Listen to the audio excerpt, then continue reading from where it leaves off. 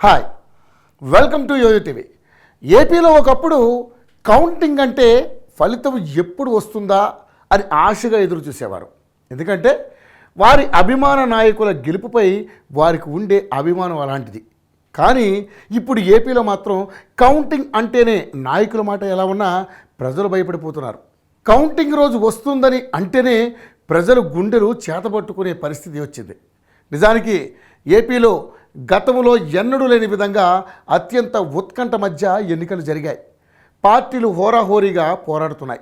సవాళ్లు ప్రతి సవాళ్ల స్థానంలో విమర్శలు వికృత వ్యాఖ్యలు కూడా చోటు చేసుకున్నాయి. ఇందులో ప్రధానంగా మాచర్ల ఎమ్మెల్యే ఈవీఎం ధ్వంసం చేసిన వ్యవహారం దేశవ్యాప్తంగా సంచలనం సృష్టించింది. ఇంత చేసినా కేసు కూడా నమోదు చేయకపోవడంతో ఎన్నికల సంఘం తీరుపై తీవ్ర విమర్శలు వస్తున్నాయి. దీంతో ఢిల్లీలోని సిఈసి కార్యాలయం వెంటనే స్పందించింది. సిఇఓ ముఖేష్ కుమార్కు నోటీసులు పంపింది. ఆ వీడియోలో ఉన్నది ఎమ్మెల్యేనా? ఎమ్మెల్యే అయితే ఇంకా కేసు ఎందుకు నమోదు చేయలేదు, ఎందుకు అరెస్టు చేయలేదో చెప్పాలని స్పష్టం చేసింది. తక్షణం చర్యలు తీసుకుని 5 గంటల లోపే నివేదిక ఇవ్వాలని ఆదేశించింది.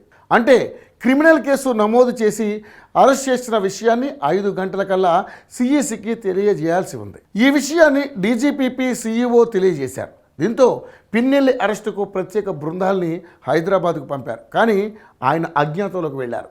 ప్రత్యేక బృందాల సమాచారం ఆయనకు చేరుతుండడంతో ఎప్పటికప్పుడు తప్పించుకుంటున్నారు. 5 గంటల్లోపు పిన్నెల్లిని అరెస్ట్ చేయకపోతే వ్యవస్థలు మొత్తం విఫలమైనట్లే.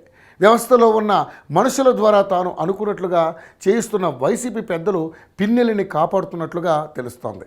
ఇప్పుడు పిన్నెల్లిని అరెస్ట్ చేయకపోతే ఏపీలో వ్యవస్థలు ఎంతగా దిగజారిపోయాయో దేశానికి తెలుస్తుందని అంటున్నారు. మరి ఇప్పటికైనా సిఈసి పిన్నెల్లిపై యాక్షన్ తీసుకుంటుందో లేదో చూడాలి.